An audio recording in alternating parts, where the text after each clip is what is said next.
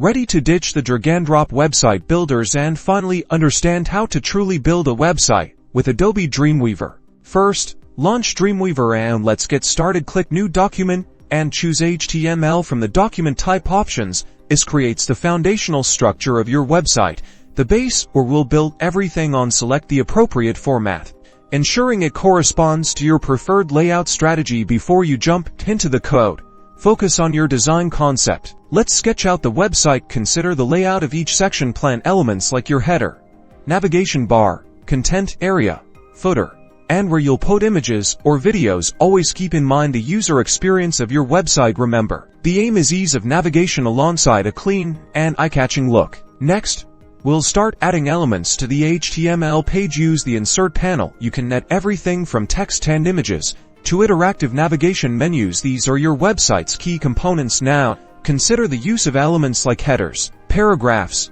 images, and links. This is where your design starts taking shape, so take your time and play around. Now, let's add some style. Open the CSS Designer panel.